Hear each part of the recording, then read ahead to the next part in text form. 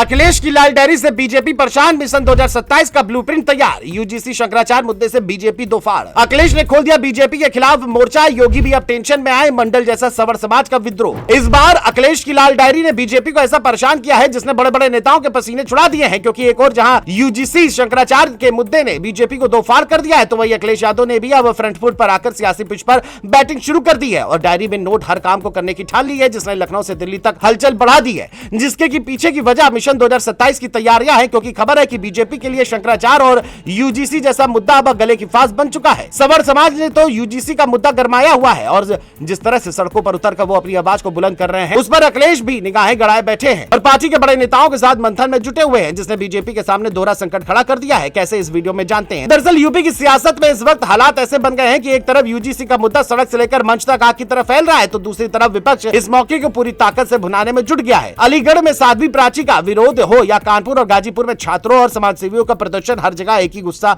नजर आ रहा है। यूजीसी के नए नियमों को लेकर सवर्ण समाज खुलकर सामने आ गया है। साध्वी प्राची जैसे चेहरे के कार्यक्रम में काली पट्टी बांधकर नारेबाजी होना यह दिखाता है कि नाराजगी अब केवल सोशल मीडिया तक सीमित नहीं रही। छात्रों का काले झंडों के साथ पैदल मार्च और गाजीपुर में कफन बांधकर किया गया प्रदर्शन इस बात का संकेत है कि मामला भावनात्मक मोड़ ले चुका है। इस पूरे घटनाक्रम में सबसे अहम बात यह है कि यूजीसी और शंकराचार्य से जुड़े मुद्दे ने बीजेपी को अंदर से हिलाकर रख दिया। एक तरफ ब्राह्मण समाज खुलकर सरकार के खिलाफ बोल रहा है, तो दूसरी तरफ पार्टी के भीतर भी बेचैनी बढ़ती जा रही है। साध्वी प्राची का मंच से ये कहना कि उन्हें यूजीसी की पूरी जानकारी नहीं है और वो मंत्रियों से बात करेंगी, ये बताता है कि दबाव अब सहयोगी चेहरों पर भी साफ दिख रहा है। सरकार समर्थक मंचों पर विरोध और प्रशासन पर सवाल ये संकेत दे रहे हैं कि मामला सिर्फ कानून का नहीं बल्कि भरोसे का बन गया है। ब्राह्मण समाज ये मानने लगा है कि उनकी बातें सुनी नहीं जा रही। यही भावना विपक्ष के लिए बड़ा मौका बनती जा रही है। इस बीच अखिलेश यादव की एंट्री ने इस पूरी कहानी को सियासी रंग दे दिया। समाजवादी पार्टी का 2026 का कैलेंडर दरअसल 2027 के चुनाव की नींव माना जा रहा था। अखिलेश ने डायरी रखने, संवाद बढ़ाने और हर वोटर तक पहुंचने का जो फार्मूला दिया, वो साफ दिखता है कि वो जमीनी नाराजगी को भुनाने की तैयारी में है। यूजीसी और शंकराचार्य से जुड़े मुद्दे पर जिस तरह